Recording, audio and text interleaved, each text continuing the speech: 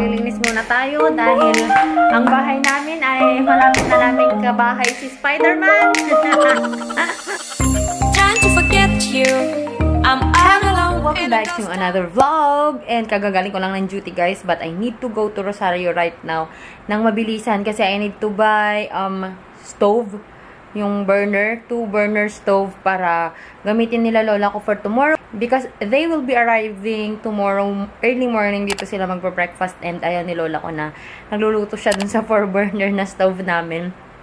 So I need to buy that. And then another agenda, actually una pala na gagawin ko is to go to LBC to send na yung mga ipapadala ko sa Canada para ma-impake na rin nung pagpapadalhan ko. So let's go sa go!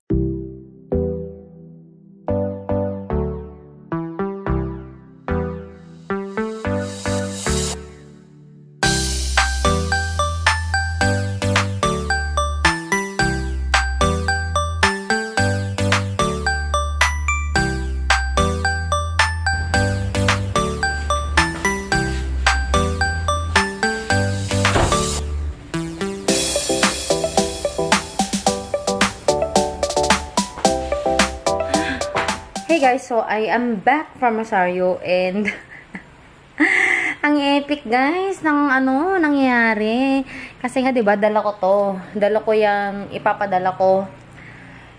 Tas ang bigat niyan guys kasi yung tuyo pa lang 1 kilo na. Tas yung medyas pa niading ko na pagkadami-dami. Sobrang bigat. So ang plan ko is to drop off muna sa LBC yung mga ipapadala ko, tapos tsaka ako pupunta dun sa bilihan ko sana ng stove. Tapos, pagdating ko sa LBC, guys, wala pang 5 PM. Ayaw na nilang tanggapin yan. Kasi 5 PM daw. Kailangan na nilang magsara, maglilinis pa daw sila. Kasi daw may seminar daw sila sa San Fernando. And kailangan na daw nilang umalis. Gayon. Sabi ko naman, di wala akong magagawa. Umalis na lang ako, no comment. Ayaw akong mangnega eh. Siyempre, naintindihan ko naman part siguro din ng work nila, yung seminar nila na yun. So, naglakad na naman ako ng pagkatagal-tagal. Pero one good thing that happened, yung nasakyan ko na jeep, usually kasi guys, hindi sila umaabot sa Rosario, ay sa LBC. Hanggang dun lang sila sa mga mga 300 to 500 meters pa dapat yung lalakarin ko papuntang LBC. Mga 300 meters, mga ganun siguro. Yun. Kaso, sabi ko, saan ka bababa? Sabi nung jeep driver, doon po sa LBC sana kuya, pero doon na lang po sa pinakamalapit na kung yung lilikuan po ng jeep, doon na lang ako bababa ako. Tapos dinedire-diretso niya, tapos nahihiya na ako guys. Tapos sabi niya, hala kuya, wag niyo na po akong idaan doon. Tapos sabi ko ganyan, siyempre ayoko nga naka-istorbo kasi alam ko naman hindi talaga dumediretso yung yung mga jeep papuntang LBC. Tapos, hindi, dyan lang din naman ako, uwi lang din naman ako, dadaan na kita doon, sabi niya. Buti na lang si kuya. One good thing that happened. And naglakad na naman ako guys, pabalik, papunta doon sa may palengke, kasi nga doon ako bibili dapat ng stove. Kaso, inisip ko, may mabigat akong dala, tas may bibit-bitin pa akong double burner na stove. Di ako na si Wonder Woman. Tapos magko-commute ako, di wow.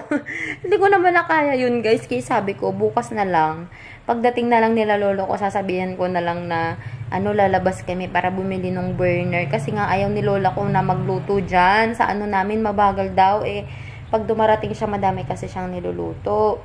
So, doon na lang ako sa bukas bibili. Tapos may mga ipapagawa pa kasi ako, yung cabinet ko, ganyan. Madami pa akong ipapagawa for tomorrow. And bukas kasi guys will be my birthday. So bale ang mangyayari, dapat sana dinner dito sa bahay, kaso wala din pala yung mga friends ko. So lunch na lang together with the family na lang. Buti na lang pupunta dito sila lola ko, tsaka yung mga namin doon. So, madami sila daw na pupunta. Actually nga, parang ayoko na sanang mag-celebrate ng birthday ko. Parang gusto ko nga sana mag-restaurant na lang sana. Kaso, dami daw kasing may dadalhin daw si lolo ko, mga ganyan-ganyan. Alright guys, maglilinis muna tayo dahil ang bahay namin ay malapit na naming kabahay si Spider-Man. Ayan, maglilinis muna tayo. Aba, malinis na sila. Nakapag-ayos na ng ano, nakapag-ayos na ng mga upuan.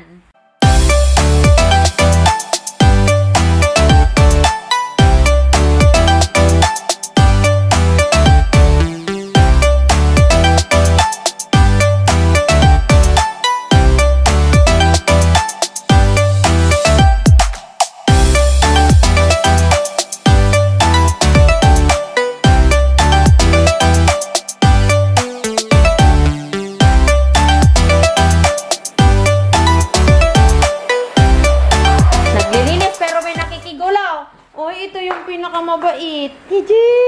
Maxiboy! Maxiboy! Ay! Maxiboy! Say hi, Maxiboy. Say hi to your daddy, Jen!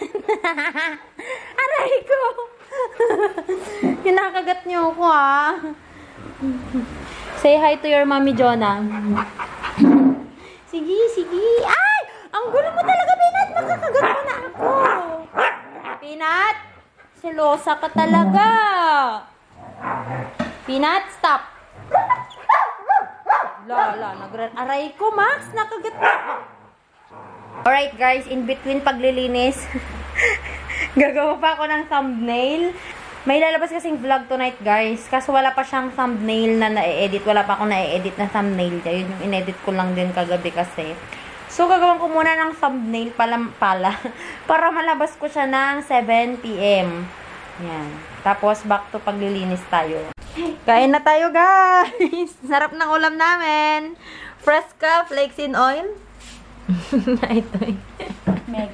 Mega sardines, maanghang. Tapos, lalagyan natin yung kalamansi.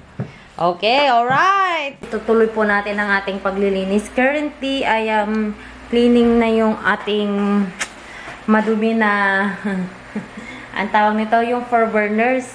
Yan, so nililinis ko siya. Andito na yung kanyang, hindi ko alam ano bang tawag mo dito, yung mga ganite niya.